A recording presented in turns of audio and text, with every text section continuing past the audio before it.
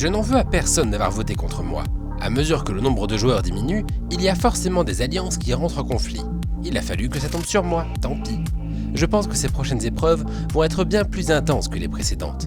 Alors à l'ensemble des participants encore en lice, je souhaite de la force et du courage. Non, je rigole, j'espère le karma va bouffer vos chaussettes. De retour aux terres de légende. Cela fait déjà 5 ans que Rosae est entrée dans nos vies, une occasion qui se fête. C'est également un top 5 qui se trouve devant nous, mais dans quelques minutes, ce ne sera plus qu'un top 4. Je sais que vous avez très hâte de découvrir de qui il sera composé. Mais avant toute chose, une règle a changé. Effectivement, maintenant que les conseils sont terminés, la mort subite ne peut plus opérer correctement. Les Néréides ont donc été informés du changement suivant. Désormais, si vous répondez à l'épreuve après la date limite, votre réponse sera forcément classée en dessous des autres. Donc même si vous faites une réponse exceptionnelle, vous risquez gros. Waouh! Les risques ont augmenté drastiquement! C'est la dernière ligne droite après tout. Cette étape ne plaisante pas et elle ne pardonne pas. Voyons à présent le confessionnal. Tiens, on dirait qu'il y a du monde! Effectivement, nous sommes presque à la fin du jeu. Donc comme le veut la tradition, les candidats éliminés peuvent à nouveau envoyer un message au confessionnal. Nous sommes de retour pour vous jouer un mauvais tour. Afin de préserver le monde de la dévastation, vous avez éliminé Cobalt. Malheureusement pour vous, depuis mon élimination, j'ai fondé un empire industriel de l'armement. On se reverra, moi. En attendant, je vais prendre le goûter avec Freemaker. Yaous, oui, la guerre. Vous imaginez si le Joker avait la forme de mon goûter? Prends mon poisson pour ton goûter à la place. J'ai eu le temps de rejouer 210 fois des jeux Pokémon avant de voir la fin de Rosae approcher. Quel bétoquet! Le phoque Nicolas Toba a été promu Pat. Je suis jeune et sexy. Pardon, je me suis assoupi devant le feuilleton.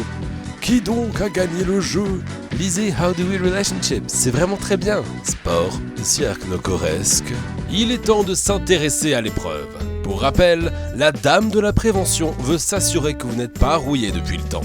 Donc vous avez refait la toute première épreuve, à savoir la création d'un camp. Tous les biomes étaient disponibles, le choix était large.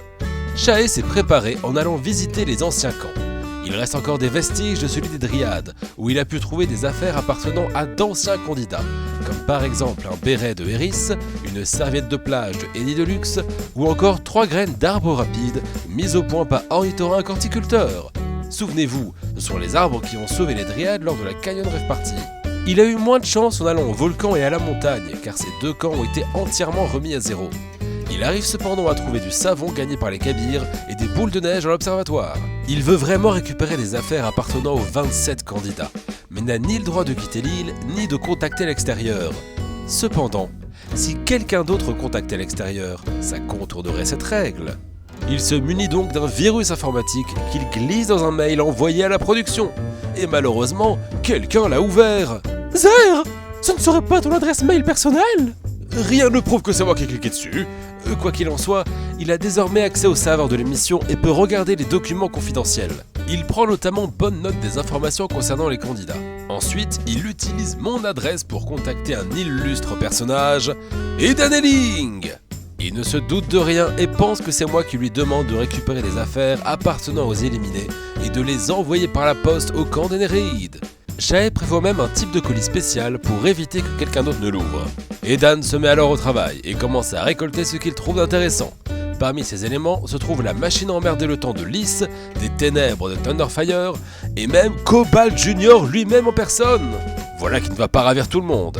Shae a désormais un inventaire très fourni, d'autant qu'il est aussi allé fouiller les chambres des Néréides. Voici ce qui est dans sa possession désormais. Mais que va-t-il bien pouvoir faire de tout ça?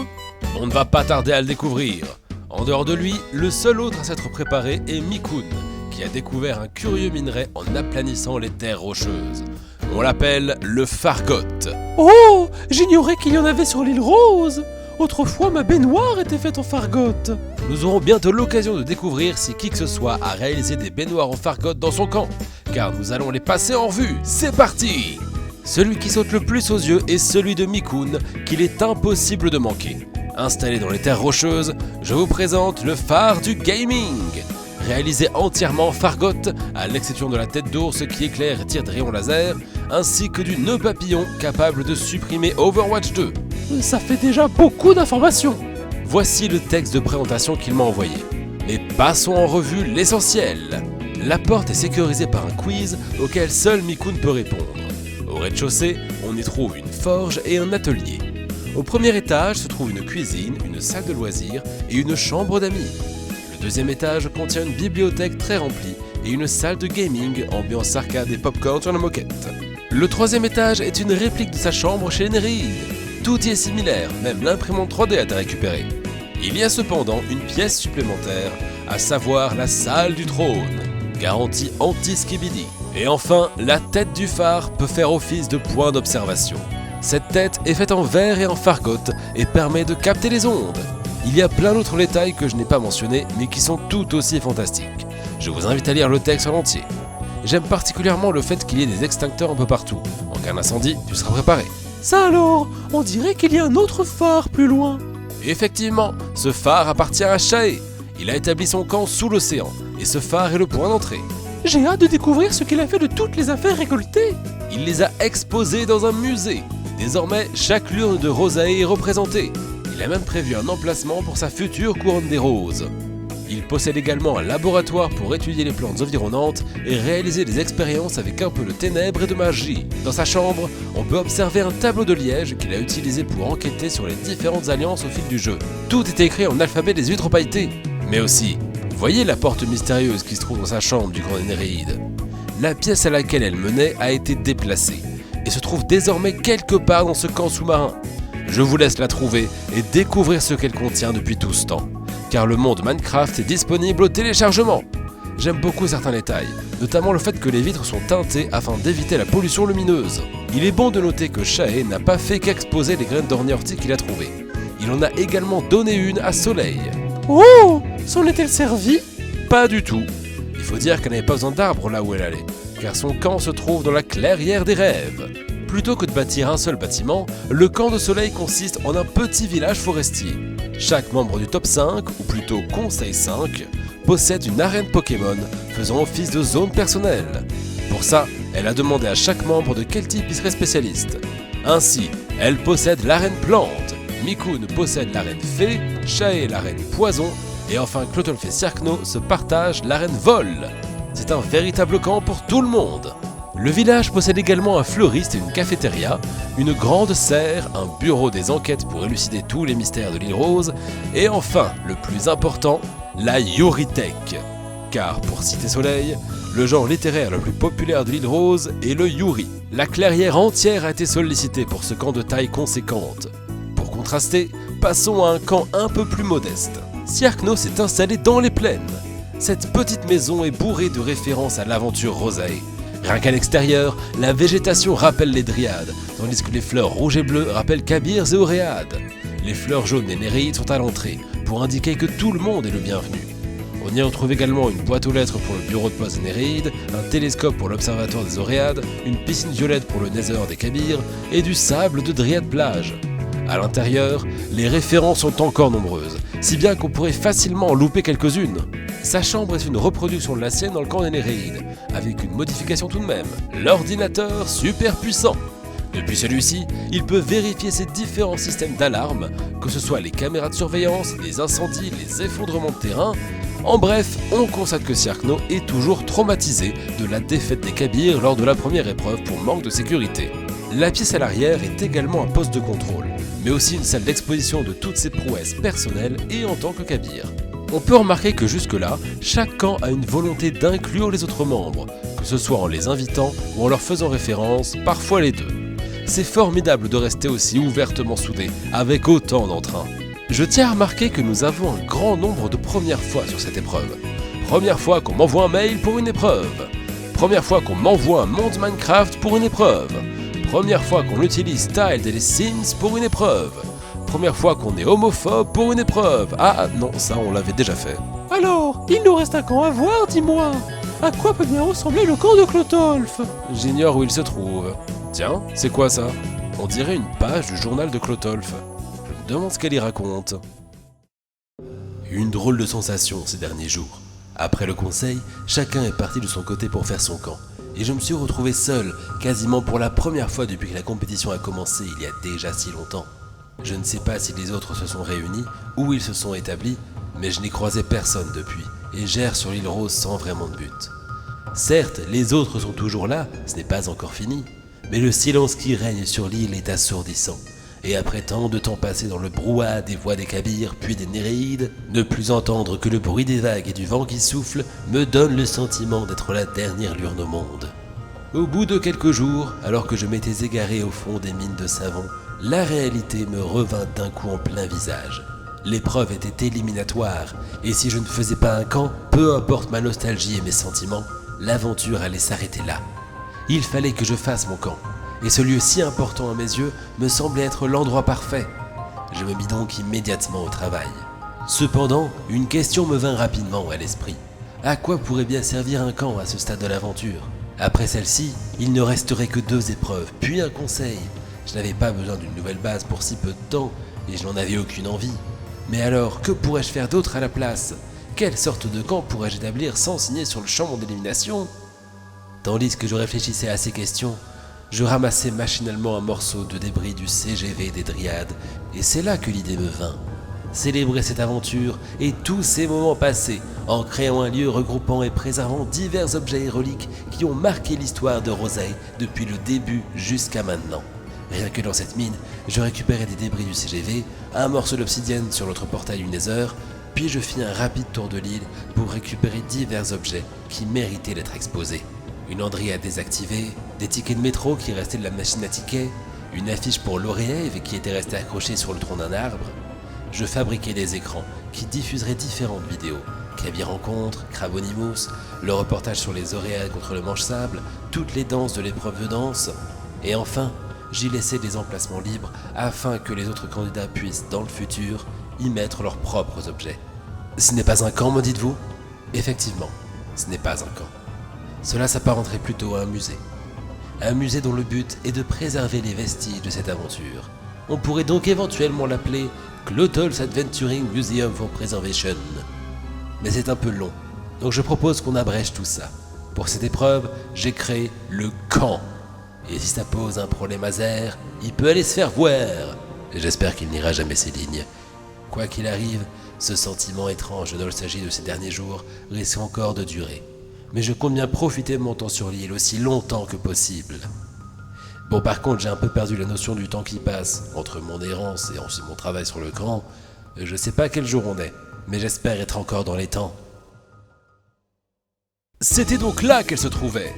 Un camp établi dans les mines de savon est très original. Mais après tout, les murs sont déjà construits, donc pourquoi pas. Tu as aussi eu l'idée d'un musée concernant l'émission, et j'apprécie que tu aies redéfini le but de l'épreuve, mais malgré tout, il manque pas mal d'éléments essentiels à un camp. Et malheureusement, quoi qu'il arrive, tu ne pourras pas aller plus loin. Qu'est-ce que tu veux dire ? Comme elle l'a décrit dans son journal, les jours ont passé et Clotolf n'a pas réussi à répondre à temps. Oh non ! Voulant tout de même montrer son implication, elle a réalisé ce camp. Mais étant la seule candidate sujette à la mort subite nouvelle édition, son élimination est immédiate. Clotolf, les dames des épreuves ont décidé de t'éliminer et rien ne pourra les en empêcher.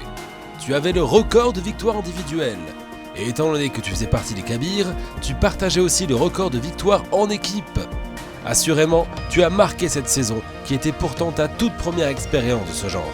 Que ce soit par ton leadership des Kabyres, ton investissement avec notamment Crabonimous, ou tout simplement tes nombreuses victoires, les terres de légende ont été ravies de t'accueillir. Je t'invite à t'envoler vers d'autres cieux, et à rejoindre celles et ceux qui sont tombés avant toi. Au revoir, Clotolf. Quelle tragédie! Partir sur une mort subite! Les dernières épreuves sont rudes, c'est la dure loi de Rosée. Mais félicitons tout de même notre top 4! Vous avez fait un pas de plus vers la victoire finale. Il nous reste une dernière chose à faire avant de passer à l'épreuve suivante. Qui donc a remporté celle-ci? Les 4 camps se valent tous, difficile de les départager.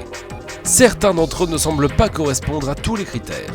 Mikoun, bien que l'allure de ton phare ne laisse aucun doute quant à son propriétaire, elle manque sans doute un peu d'harmonie et de pertinence avec le lieu que tu as choisi.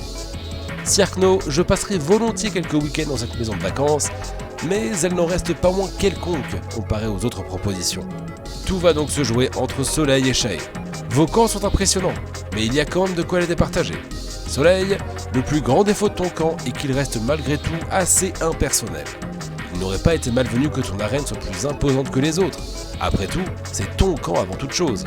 Tu aurais par exemple pu faire les arènes d'un conseil 4 avec toi comme maître de la ligue. Quant à Shay, j'ai passé beaucoup de temps à essayer de trouver un défaut. Mais j'ai fini par en trouver un qui m'aurait pourtant sauté aux yeux il y a 5 ans. Tu as un camp sous-marin, et il est donc important de choisir des matériaux qui peuvent tenir sous l'eau. Et bien que le bois et le verre fonctionnent parfaitement dans Minecraft, dans le vrai monde très réaliste que présente Rosae, ça pourra difficilement tenir très longtemps. C'est pourquoi, malgré tous tes efforts, tu ne peux obtenir cette victoire. Soleil, félicitations! Ton sympathique village de clairière te permet d'enfin remporter une épreuve. Les verres de jus d'orange d'immunité ne font plus effet désormais. Donc à la place, voici une pièce collector de la Dame de la Prévention. Ravi de voir que vous êtes toujours d'attaque, elle s'en va et laisse place à sa collègue, la Dame de la Contribution. Elle constate que l'émission touche à sa fin et qu'il va falloir commencer à remballer. Tout d'abord, tant qu'il est encore temps, elle appuie sur le bouton annuler. Hop! Tous les camps que vous voulez construire ont disparu. Quoi? Mais ça rendait l'île si conviviale!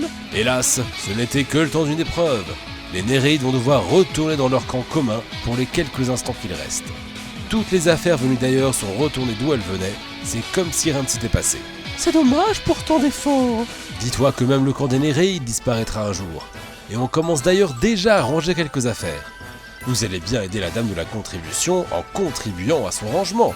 À force de ranger et avec toutes ces émotions, vous semblez un peu perdu dans votre propre base, qui devient pour vous un véritable labyrinthe. Vite, il faut sortir prendre l'air. Votre prochaine épreuve sera sur un petit jeu RPG Maker de rien du tout, où vous devrez sortir du dédale des Néréides le plus vite possible. Le plus rapide gagne, tandis que le plus lent devra faire ses valises. Ça alors? Je ne m'attendais pas à retrouver une épreuve de ce genre ici. Des tas de choses peuvent impacter le temps final, et je ne suis pas sûr de quelle est la marche à suivre. Je tiens à ce que les chances soient le plus équitables possible. Donc dès la fin de cette diffusion, je viendrai me concerter avec vous pour discuter de comment on peut organiser cette épreuve. En espérant que vous trouverez la sortie, on se revoit dans le prochain épisode de Rosae!